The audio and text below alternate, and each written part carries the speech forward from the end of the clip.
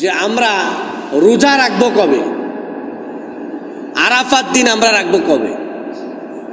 আরাফাত দিনকে আজকে তো সৌদি আরবে আরাফাত দিন, তাই না? তাহলে আমরা কোন দিন করবো? আমাদের কি আজকে আরাফাত দিন, আরাফাত রোজা? যে রোজাটার ব্যাপারে নবীজি বলছেন আইয়ুকাফিরাতাস সানাতাল্লাতি ক্বাবলা ওয়াস সানাতাল্লাতি বাদা, মুসলিম শরীফের হাদিস। এক বছর আগের আর এক বছর পরের, টোটাল 2 বছরের আগে পিছনে গুনাহ মাফ। এক বছর আগের আর এক বছরের পরের একটা রোজার দাম এত বেশি, এ আরাফার।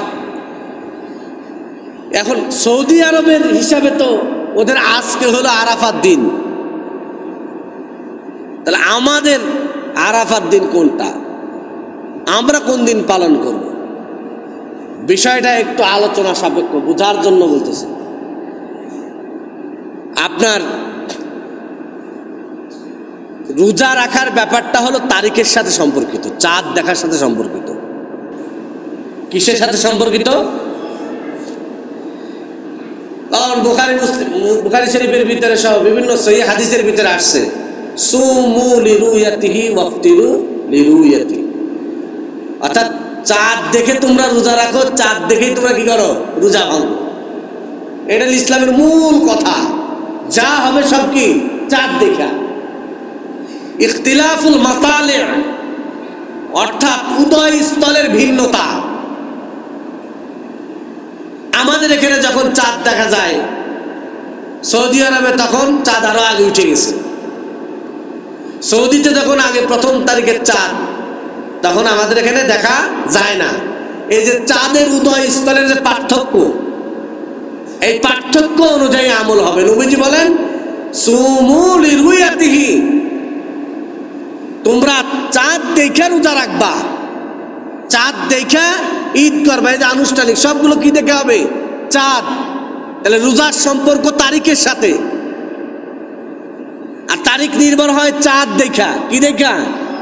এজন্য চাঁদের উদয় স্থলের যেই স্থানে যখন চাঁদ দেখা যাবে, সেই স্থানে সেই হিসাবে তারিখ হবে।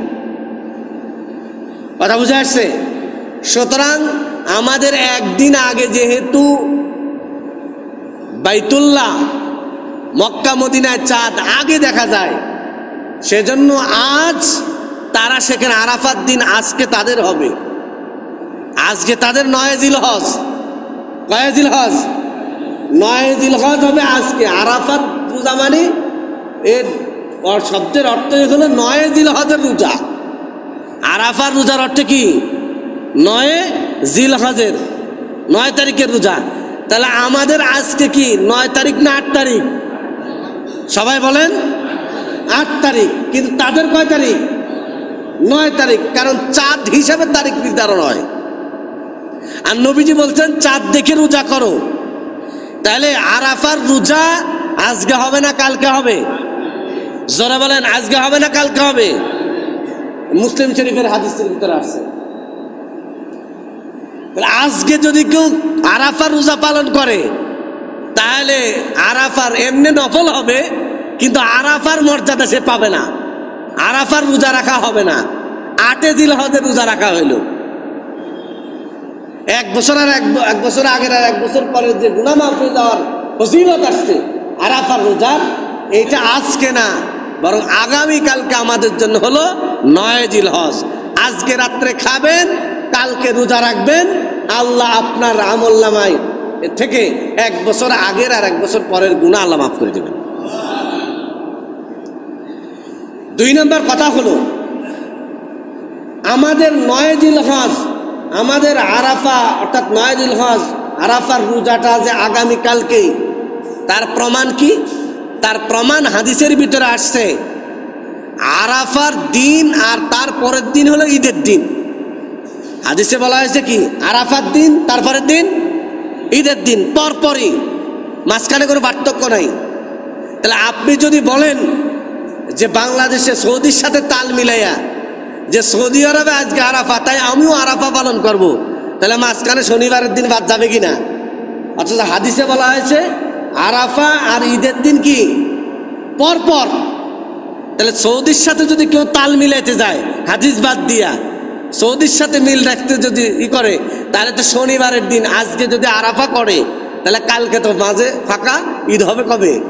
পরশু দিনকে। তাহলে কি হাদিস অনুযায়ী আমল হইল না? এই বিভিন্ন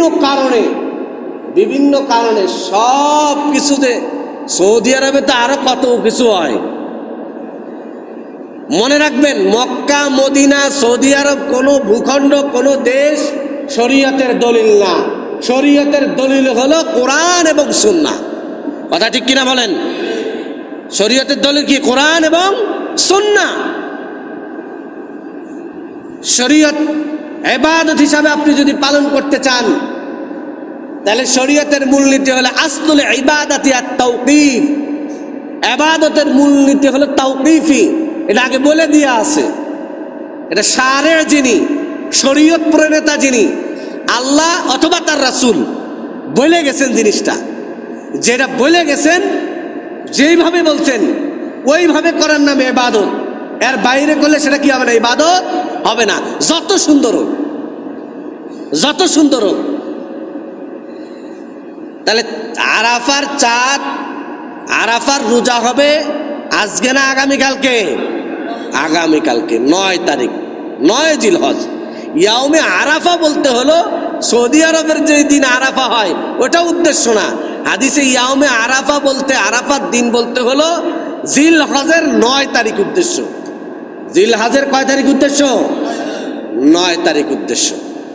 ভাইয়ের আমার, এজন্য আমরা আজকে রাত্রে ইনশাআল্লাহ কষ্ট করে হলে একটা রোজা রাখি। ভাই, জীবন এই আছে নাই। 1 বছরে কত যে গুনাহ করছি, আমার মালিক আল্লাহ ছাড়া কেউ বলতে পারে না।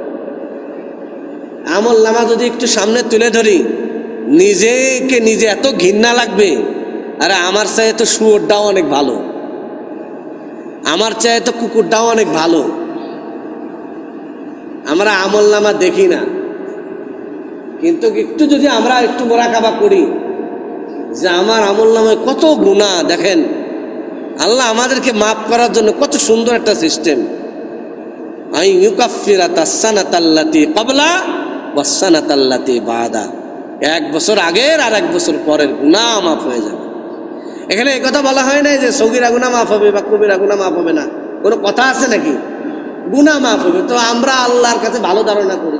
বুখারী শরীফের হাদিসে আসছে, আনা আবদি বিজান্নি, আমার বান্দা আমাকে যেরকম ধারণা করে আমি তার সাথে ব্যবহার করি ওইরকম। তা আমরা মনে করি আমার আল্লাহ গফফার, আমার আল্লাহ গফুর, আমার আল্লাহ রহমান, আমার আল্লাহ রহিম, আমার আল্লাহ হলেন সত্তার। আমি যত গুনাহ করি না কেন, আমার আল্লাহ যদি ঢেকে না রাখতেন, আমি যতই ঢেকে রাখার চেষ্টা করি, আমার আল্লাহ যদি খুলে দেওয়ার চেষ্টা করেন, তাহলে কোনো দিন আমি আপনি ঢেকে রাখার কোনো সুযোগ নেই। আল্লাহ দয়া করে ঢেকে রাখছেন। তাহলে এই আরাফার রোজার উসিলাই আল্লাহ যদি ইচ্ছা করেন, তবে সগীরা আর কবিরা কিসের, জীবনে যত গুনাহ আছে সব গুনাহ মাফ করে দিবেন। সিয়ামু ইয়ামি আরাফাতা তাসিবু আলাল্লাহ আই ইউকাফিরাতাস সানাতাল্লাতী ক্বাবলা ওয়াস সানাতাল্লাতী বাদা।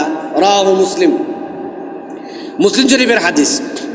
তাহলে এই কষ্ট করে আগামীকালকে রোজা রাখবো তো ইনশাআল্লাহ? সবাই রাখার চেষ্টা করি। মাত্র একটা রোজা, এই একটা রোজা আমরা রাখবো। তাহলে আরাফার আজকে রাত্রে আমরা খাবো, আর আগামীকালকে আমরা 9 জিলহজ আরাফার রোজা রাখবো। আল্লাহ পাক আমাদের তৌফিক দান করেন।